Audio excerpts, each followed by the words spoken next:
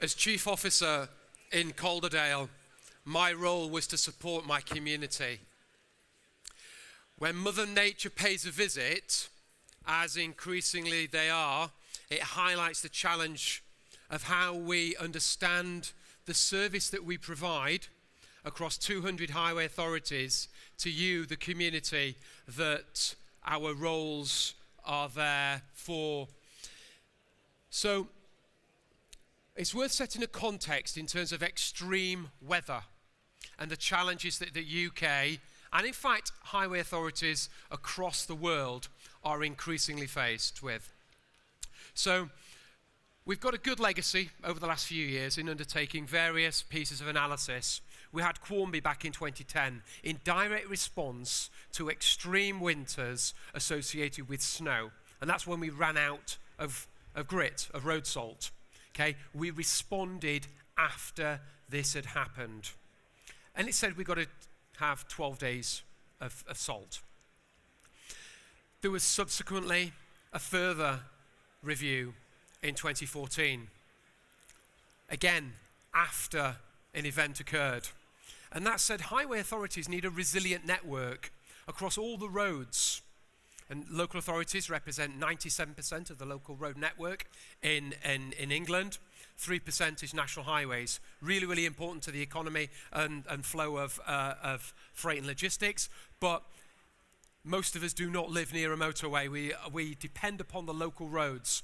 And in view of these incidents, including when I lost 6 bridges in Calderdale on that Boxing Day, I, with the DFT, led a review of sector readiness in terms of emergency preparedness, response and recovery. That was distributed to all 214 highway authorities.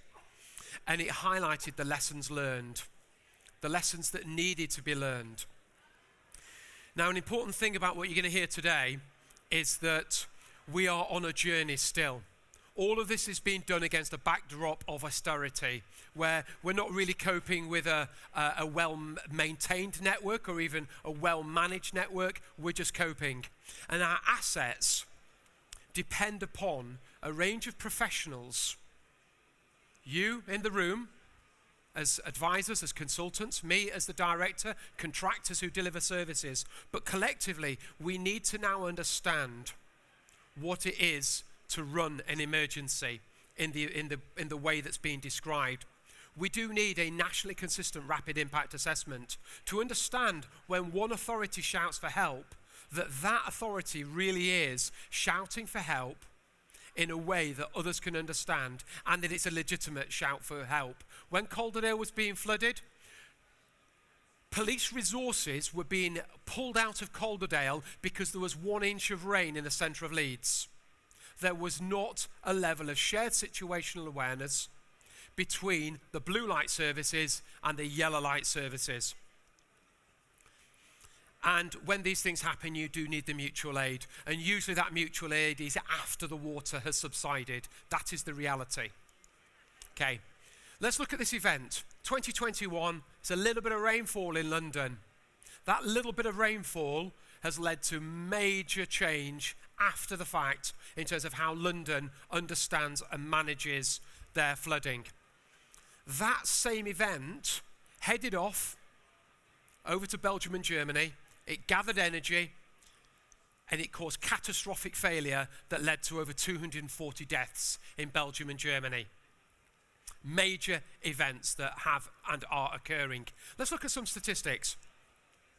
If you look in the UK, this is the average 30-year, and the operating averages over 30 years. The average rainfall over that period. Then you look at Storm Desmond. Storm Desmond happened 3 weeks before Storm Eva. And Storm Desmond was bad. Storm Desmond was the high watermark in 2015. What we have all been told is to prepare for a Storm Desmond plus about 30%. And that was using the science and the averages leading up to 2015. Now, we all know that between 2015 and now in 2025, we are getting more extreme events. So we're already losing that first 10 years of that three decades. But we need to roughly be preparing for a threefold increase in our local community average rainfall and the nature of the response associated with that. Let's jump over to Greece, okay? The Greek average 24 maximum, and then look at Greece in September 2023. Every time I see this, I keep thinking I've hit the wrong button. I get a shiver down my spine, okay? That's Storm Daniel. These are groundbreaking conditions. They're intense events that are without historical precedent in that community. Let's look at Valencia. Okay? Only a few months ago, these are the averages. In one day in Valencia, nearly 250 people died. And the communities around that area were impacted by an event that built very rapidly, and then it took a very long time to recover. 250 people here, 250 people there. How prepared is the UK across over 200 highway authorities? This was a new road, a National Highways road, okay?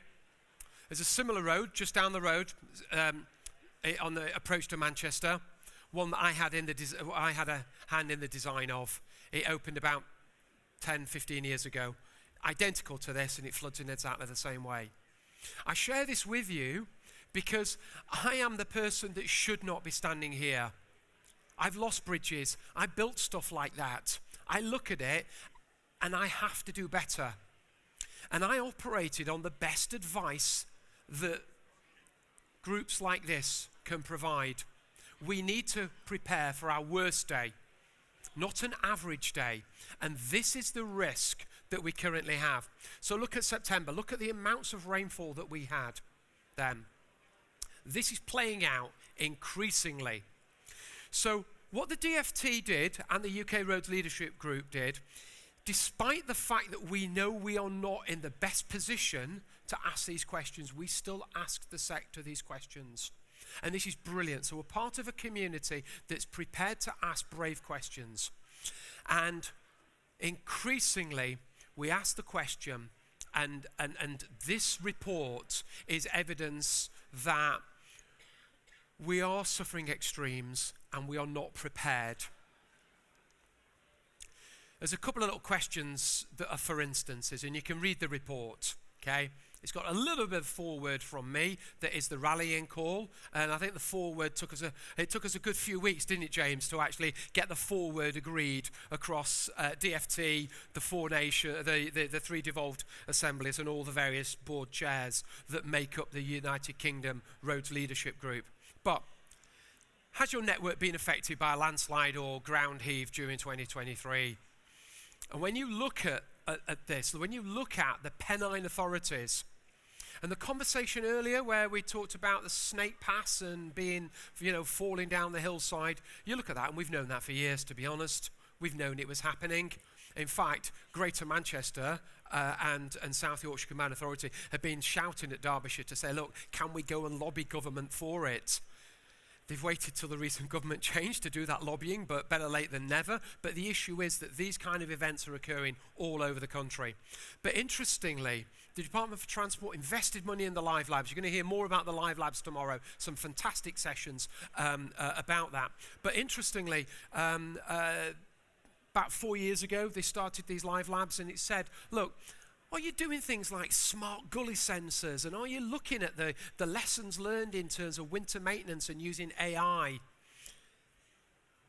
A significant number of responders are not even looking at the level of technology and the way in which we can operate more efficiently and more effectively to better serve the communities at a lower cost. So there's a bit of traditionalism going in here.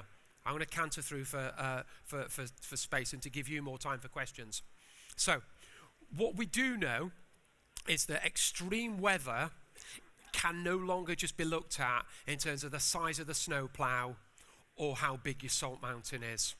That is becoming increasingly less relevant, to be honest. We've had a very mild and very wet winter. I have been saying that now for 8 years. Okay, we had the beast from the east and the mini beast from the east. It caught us out and it took 5 days for the snow to fall. And there is an issue about the level of self-reliance and self-resilience during those periods, and do you need to travel during those periods. But we always will get to you with our snow plows and our gritters, and we do a fantastic job. We learnt the lessons and we apply those each and every year.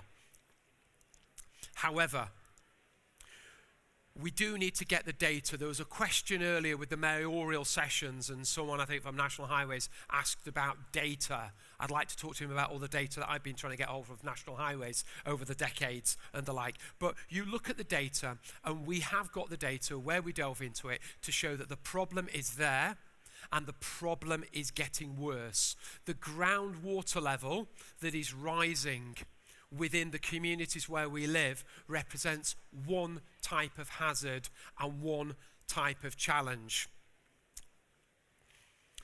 There's a few recommendations from this report that I wish to draw out.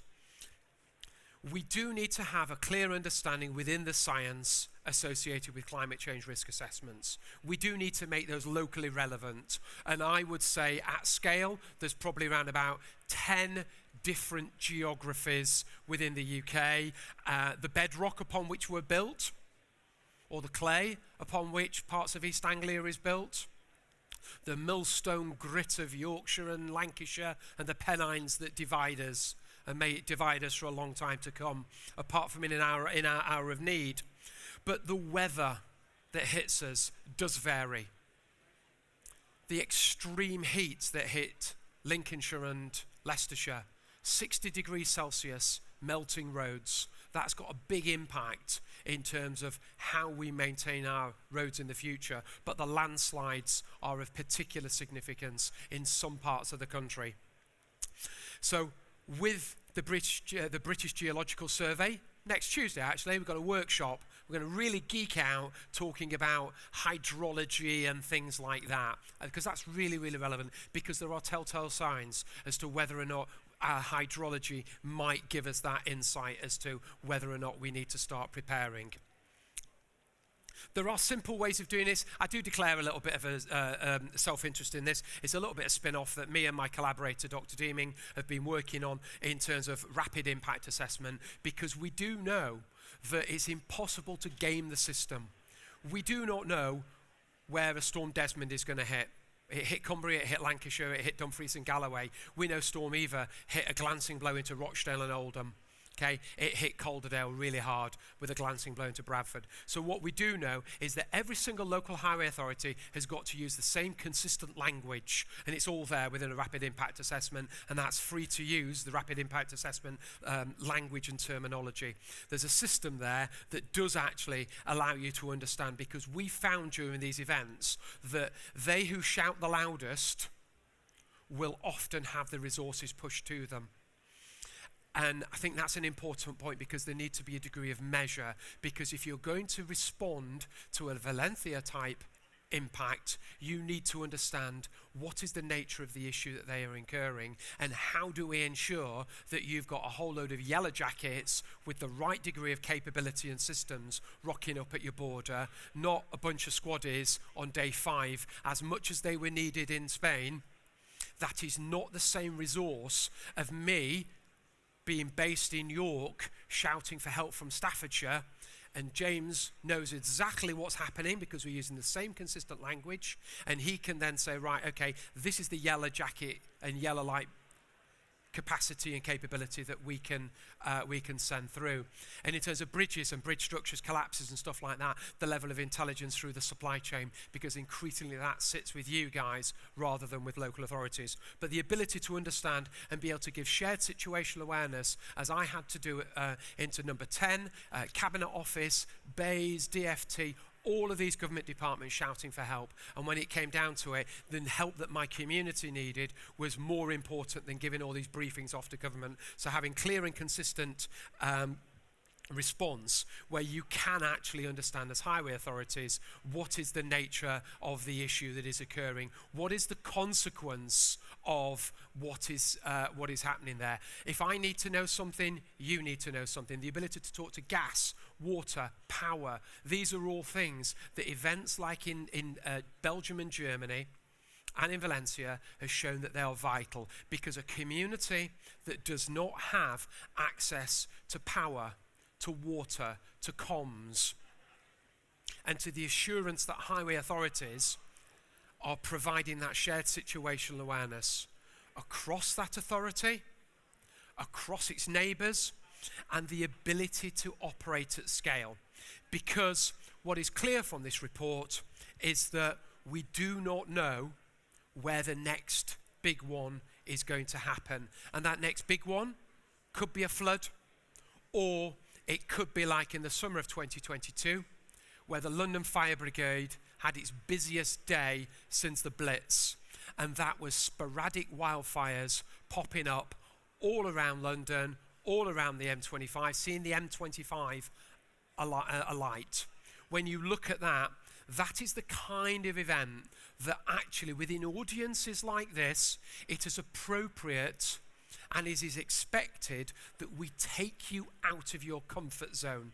Because I do not want to be the person that stands before you in 2 years' time. So I chair the United Kingdom Adaptation Biodiversity Climate Board. I do that because no one else was able to step into this space, but I want others to replace me on this stage, because I want others to step into this space, because it's multidisciplinary. Engineering, emergency planning, local municipal engineering, professionals, consultants, contractors. So thank you for listening to me. I think it's a time for a bit of questions. Thank you. Thank you, John. Take a seat. Thank you, John. We can, in fact, shall we go straight to questions? Because I'm sure we'll have plenty of questions. Does anybody have a question that they'd like to put to John? We'll just get a mic to you, and it's coming to you right now. Thank you. Hi, Lucy Cox, Midlands Highway Alliance. My question, and you're probably going to hate this one, John, is when does extreme weather just become a normal weather incident? So over the winter we've had a lot of rain, and it has caused flooding, which has obviously displaced a lot of people. But we're seeing, as you said, more and more rain. So when does it stop being extreme and just become the weather? Absolutely fantastic. Thank you, Lucy. One of the key things, and I deleted the slide, when you look at what an average day will be, an average weather event in 2040 or 2050 with a reasonable worst case scenario. So continued global warming, every 1 degree Celsius air temperature results in 7% more water vapor. So when you look at that, by 2040, 2050, the kind of things that you saw in Leicestershire, that will be a typical winter. Bringing that back to the here and now, some of the work that we've been doing with Cabinet Office and DFT has shown that realistically we need to be looking at those kind of events in 2040 as what we would see as being an extreme event here and now. And we're probably going to get an extreme event within the next 36 to 48 months. And that is probably going to be characterized by 20 millimeters of rainfall within a given hour, or 4 or 5 hours of that, so 100 millimeters over a 24-hour period. Those are the kind of events that will be typical in 2040, but they will be characterized as extreme events when you plug on the BBC breakfast, as I'm sure you all do. Thank you for that. Any other questions? Anybody else with a question? Any other questions? Yes, gentleman here in the middle. Thank you, sir. Hi there, Tony Lee, MuleSoft. I mean, your presentation was great and very informative for me. Weather's not really parochial. It doesn't observe, geographic boundaries. Is there anything we can do on a more international scale, perhaps, that can actually help? Because you've made a couple of references about the Spanish situation, Belgium and stuff like that. Is Is this something more we can throw more European resources or even global resources at this? So amusingly, there was a slide again that I took out for brevity. So there's a couple of things. I also serve. I'm the UK representative onto the World Disaster Management Committee for highways. I'm a barrel of laughs, I tell you. I'll bore you to tears in terms of scary stuff that really does scare you. Volcanoes, Valkyries, plague of locusts, 4 horsemen of the apocalypse. So there are experiences out there that we can tap into, and for those consultants. And contractors, please do join PIARC, the World Road Association. I've got several people in the audience who are there. They tap into technical committees and I had the World Disaster Management Committee come to Birmingham at Highways UK last year, and a brilliant event where we talked about this and we looked at these issues. The atmospheric river that hit Vancouver, the Noto Peninsula in Japan, these are all things that do keep me awake at night, because I look at it and say, how do we prepare for this? So there is a massive role for us that we can and should do right now. I think was there a further part of your question there? Or did I answer it? Go on. What we can do together. I think share the love. Share the connection to this. The Department for Transport is going to be funding for highway authorities a series of road shows where we will be going out on a regional context, and the challenge is different in different regions. We might get a heat wave up here in the northwest. It will be different than a heat wave in Norfolk. But if you're looking at, and we talked about communities very early on with the mayoral discussions, but if you look at places like Oldham and Rochdale that we saw earlier, these are communities that are actually devoid of habitat. A lot of them, they are former mill towns that when it rains, it's got a rapid flood response time. And once those systems are full, every single raindrop has got a consequence in that dip and in that valley where people live, just as you saw in Calderdale. Hopefully not with that degree of intensity, but that is the kind of thing that we need to take people out of their comfort zones. And in this professional audience, it is about taking you out of your professional comfort zone and putting that challenge to you guys as to how you would respond. Thank you, John. I mean, I will ask you a question. Are authorities then doing enough? At this stage, no. At this stage, we're not. Because one of the key points in the report is, must we always wait for our own personal epiphany before we get it? And I think as humans, there's a brilliant event last night with TRL, Transport for Humans. But when you look at it, we are only human. We operate on the basis of our own personal experience and our own personal bias. And until we've personally experienced it and got out of our comfort zone and had a leader of a council shouting down our ear and community representatives and walking through communities that are soggy and dank and horrid, that leaves a visceral memory. So I do think, sadly, there is a high risk that we have to wait for that personal epiphany, but I've already got a network of about a dozen, maybe a couple of dozen authorities, and they're really at the cutting edge, and they are brilliant. They're surprising me with the ideas that they're coming back to, solving the problems in the places where you live. We have we've got Cav. Yes, we have. We've got time to go to the lady here at the back. Thank you. Hi, John. Mansi Desai, Pell Fishman.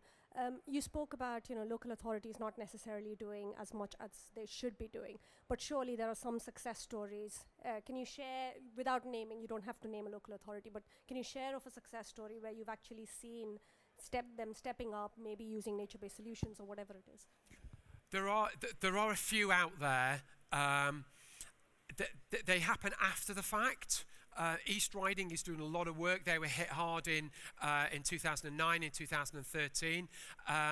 We have got authorities, and you'll watch the cringe moment, because it is multidisciplinary, but Staffordshire's Civil Contingency Unit is probably one of the best in the country, and that is just a quirk of the individual and the way she runs it and the way in that structure is. So you've got Local Resilience Forum, where some of them are doing a really good job. You've got highway authorities. You've got Ringway as a big contractor who is actually taking on board the issues of rapid impact assessment, and they're on the scene looking at that sinkhole role that you saw in Surrey, and they're using rapid impact assessment, and it's brilliant when I nip in and have a quick sneaky look on it. I've got the sort of backdoor look into that. But when you see those authorities speaking clearly and consistently, that energizes the rest of the sector. And there's one thing that highway officers really love to do. They love to don the cape, don the Superman pants and get out there and help the communities. It's what we're there for. But the level of resources that we've got, we're just about coping, to be honest. But the expectation upon us is to come together and provide a clear and coherent voice to DFT, or through DFT rather, into Treasury to say we need to prepare now for the big one that's probably going to come. Good thoughts. Any other questions? Oh, we have lots of questions. Yes, gentleman here. Hi, John. So Simon Chapcott from Atkins Relis. Sort of following on from that, we had the adaptation consultation from DFT last year. I think we drew from a response. If there's one thing in there, I suppose, one or two things that you'd like to see from how we sort of manage or plan and manage responses to climate events, what do you think they should be to sort of shift the dial here? Co-design their response with the sector. Department for Transport are based in London. James is in Staffordshire, I'm up here in the northwest. We've got Hazel up in Scotland. We are the frontline practitioners. This is not it cannot be an academic document set in 2040, 2050 on some hypothetical average. It's got to be based on the real life experience that this year 50 school kids needed to be evacuated from a Lincolnshire school, that Leicestershire was seeing flood events, that here in Greater Manchester we saw the Mersey burst its banks and we saw communities flooding in a way that had never occurred before. We need to have those documents immediately relevant to the whole of the United Kingdom to support us over this next 3 to 5 years, not to be something that's an ephemeral, theoretical document that takes until 2040 or 2050. Thank you, John. Thank you for your question. Any other questions? Yes. Actually, could we have yes, your question. Go ahead. Hello again. So you're talking about multidisciplinary, and I asked this question in one of the other forums as well, is how do we excite the younger generations to actually get into transport and into highways? But also, can we sort of entice people who are already in the sector and who are thinking of maybe leaving to retrain to be in sort of this more disaster recovery type of thing? So for seasoned professionals, sadly too many men with grey hair or none, we do need to create greater diversity, not least being, and again going back to the World Road Association, PARC, there's some brilliant work, and a colleague from Atkins, Heather Griffin, is doing a lot of work in terms of gender diversity, people, communities, and how we need to protect the most vulnerable and people whose voices are often neglected. If you look at how we maintain our roads, it is usually about let's grit the roads. The biggest beneficiary of that, statistically, 80% of male drivers going out on the commute. Look at how you're going to do the school run, and they're often in communities that are done last in terms of gritting. Statistically, it's the mum and the kids and the buggies. So who's getting the best deal there? So we need to look afresh on that. Looking at the young, okay, you're never too young to pick up a shovel and shovel the snow. That's what I say. I used to do it when I was about 4 or 5 years old. It was in my blood. But I look at this profession as being something that is on the front line. It is really, really exciting. Yes, we have our boring moments. However, for me, I'm always struck by this evocative memory of the advert. It's for the British Army, and it talks how this person can climb out buildings and jump out of this. For us, across local government, it's a boring word, municipal engineers. We've got people that have got kit that can jet blast. We've got cranes that can take you 10, 12 meters into the sky. We've got plows that can scream through snow. We've got vehicles that can, quad bikes that can go up Staffordshire's moorlands and Lord knows what. I think it's a fun and vibrant way into the sector. And actually, if you look at apprenticeships, it's right that we look at the technical skills, but some of the best people that I've ever known are those that have come through from the tools, who understand the expertise, the technology, the systems. They understand gutter politics, because if your gutter is blocked and it's splashing up and hitting your door sill, that is the most relevant thing for you. And usually all that takes is someone to get down there with a big rod. Yeah? He, she, they will have a nice big cup of cocoa from the family, because that is connected. And that's the bit that local highway authorities do best. We're well regarded when we can get out there and fix the stuff that needs fixing in the communities where you live. Any other questions at all? No? In that case, I could listen to you all day. And please feel free, if you do want to solve the flooding problem at the bottom of my road, please feel free to come round to Birmingham. Yeah, it's flooding a lot more than 10 years ago or whatever. So I could literally listen to you all day. I love how you talk with so much passion. Ladies and gentlemen, please thank John Lamb.